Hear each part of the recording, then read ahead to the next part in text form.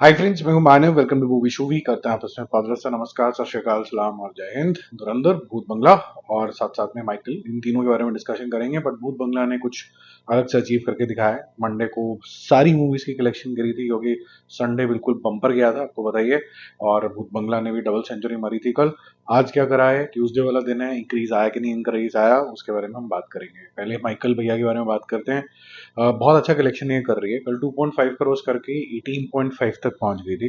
और आज 3 करोड़ रुपीज ये और ऐड करेगी। थोड़ा सा एडिशनल इसको जंप मिला है ट्यूसडे की वजह से, ट्यूसडे के ऑफर्स की वजह से। तो 21.5 हो गया। तो मूवी अच्छे स्केल के ऊपर बनी है। एक्टिंग बहुत अच्छी है। बहुत से लोगों ने तो इमोशनल होकर भी कहा है कि जाफर जैक्सन को तो ऑस्कर मिल जाना चाहिए। वो सेंटिमेंट्स को हम साइड में रखते हैं, लेकिन पिक्चर ठीक ठाक है। आप जब इसको ऑन द ट्रॉट देखते हो, विदाउट एनी ब्रेक देखते हो, तो आपको ऐसा लगता है कि यार आप जाओ और सबसे पहले माइकल जैक्सन के गाने जो हैं कानों में ठूसो और लगातार सुनते रहो। तो जो इस मूवी की विन है, आपको दोबारा से माइकल जैक्सन की याद, जो sweet part of Michael Jackson है वो याद रहता है। और कंट्रोवर्सीज अगर देखनी है तो उसके लिए डॉक्यूमेंट्रीज हैं, उसको रेफर किया जा सकता है। धुरंधर द रिवेंज का जो बॉक्स ऑफिस रिपोर्ट है 41st डे के अंदर, पहले तो बहुत कम फिल्म होती हैं जितना लंबा चलती हैं, कलेक्शन में भी टंग ट्विस्टर हो जाता है। इतने सारे लंबे चौड़े नंबर पढ़ने पड़ते हैं।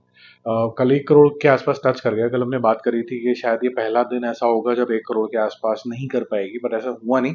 और ये भी डिस्कशन हुई थी कि नाइट शोज जिस तरीके से इफेक्टिवनेस दिखा रहे हैं, शायद एक टच ही कर जाए। तो जस्ट अबाउट 1 करोड़ एक कर गई। तो अभी तक वो दिन नहीं आया है जो 1 करोड़ से नीचे गया हुआ इसका। और आज भी 1.5 करोड़ है, क्योंकि अच्छी खासी सी ऑफर्स चलनी शुरू हो गई। तो 1132 करोड़ पे कल एंड हुआ था। 1.5 करोड़ रुपए और ऐड करोगे, 1.5 और ऐड करोगे तो 1133.5 करोड़ हो जाता है।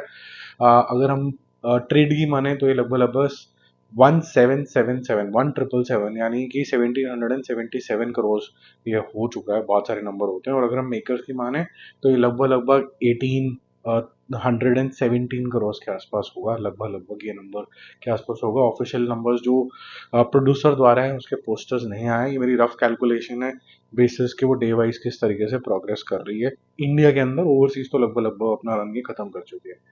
अब भूत बंगला ने कुछ अच्छा अमेजिंग सा कुछ किया है, उसके बारे में बात करेंगे। वो है बीएमएस के ऊपर, यानी बुक माई शो के ऊपर। वहां पर अक्षय कुमार की जो फिल्म्स हैं जिन्होंने सिग्निफिकेंट तरीके से कुछ ना कुछ टिकटें बुक कराई, उसमें से जॉली एलएलबी जो थी वो 5वें नंबर पे, चौथे नंबर पे है एक्चुअली में। वो है 2.03 मिलियन, यानी कि लगभग लगभग 20 लाख टिकटें उसने बेची थी। यहाँ पर 22 लाख टिकटें बिक गई हैं इसकी भूत बंगला की। तो जॉली एलएलबी 3 को जो ओवरटेक कर चुका है। और जॉली एलएलबी 3 के बाद जो इसके ऊपर थी वो थी हाउसफुल 5, इसमें 2.4 मिलियन हुए थे। हालांकि ये टिकटें इसकी महंगी थी और ये करीबन करीबन 300 करोड़ क्रॉस कर गई थी।